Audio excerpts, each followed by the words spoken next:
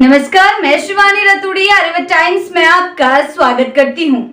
बिहार विधानसभा चुनाव की तैयारी के बीच विपक्षी महागठबंधन ने अपने रणनीतिक पत्ते खोलने शुरू कर दिए हैं। गठबंधनों के सूत्रों के मुताबिक सीट बंटवारे का फॉर्मूला लगभग तय हो चुका है और अब मुख्यमंत्री पद के चेहरे और सामाजिक समीकरण को लेकर भी स्पष्टता उभर रही है। महागठबंधन में आम सहमति बनती दिख रही है कि अगर सत्ता में वापसी होती है तो 3 मुख्यमंत्री बनाए जाएंगे, एक दलित, एक मुस्लिम और एक अति पिछड़ा वर्ग से।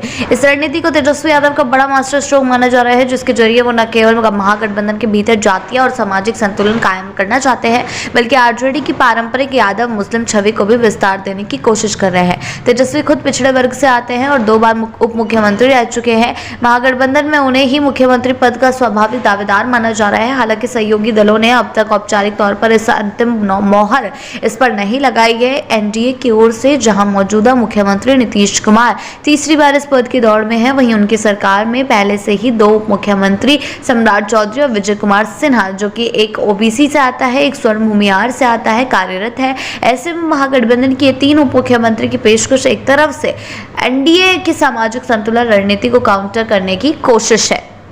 आपको बता दें, राजद प्रवक्ता मृत्युंजय तिवारी ने बताया है कि सीट बंटवारे को लेकर लगभग सहमति बन चुकी है। आरजेडी 125 सीटों पर, कांग्रेस 50 से 55 सीटों पर, वामदल करीब 25 सीटों पर चुनाव लड़ेंगे। बाकी बची सीटें सहयोगी दलों जैसे विकासशील इंसान पार्टी, लोक जनशक्ति पार्टी और झारखंड मुक्ति मोर्चा के बीच जा सकता है। आपको बता दें, तिवारी ने यह तक कह दिया है कि सिर्फ बंटवारा नहीं बल्कि सामाजिक न्याय की नई संरचना का खाका है।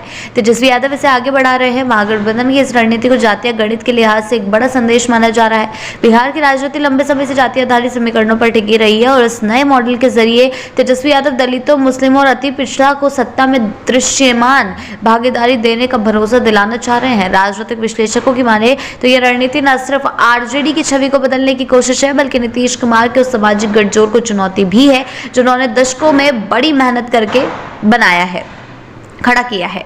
खासकर अति पिछड़ा वर्ग, जिसे अब तक नीतीश का कोर सपोर्ट बेस माना जाता रहा है, अब महागठबंधन की प्राथमिकता बन चुका है। तेजस्वी की ये चाल इसलिए भी खास मानी जा रही है क्योंकि संदेश सिर्फ टिकट वितरण या मंच भाषणों तक सीमित नहीं है, बल्कि सत्ता की संरचना में वास्तविक प्रतिनिधित्व की बात कर रही है। महागठबंधन की ओर से 3 उप मुख्यमंत्री बनाने की कोशिश सीधे तौर पर पॉलिटिकल विजिबिलिटी की मांग को स्वीकार करना है, जो लंबे समय से दलित, मुस्लिम और अति पिछड़ा तबका करता रहा है। अब देखना यह है कि महागठबंधन की सोशल इंजीनियरिंग रणनीति मतदाताओं को कितना प्रभावित कर पाती है।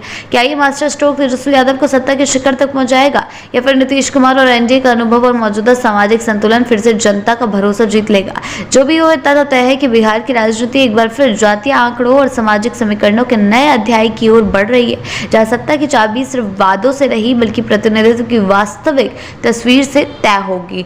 ऐसी ही अपडेट्स के लिए जुड़े रहें आर्यव्रत टाइम्स के साथ ही चैनल को सब्सक्राइब करना ना भूलें और हमारी फेसबुक और वेबसाइट के साथ भी जरूर जुड़ें।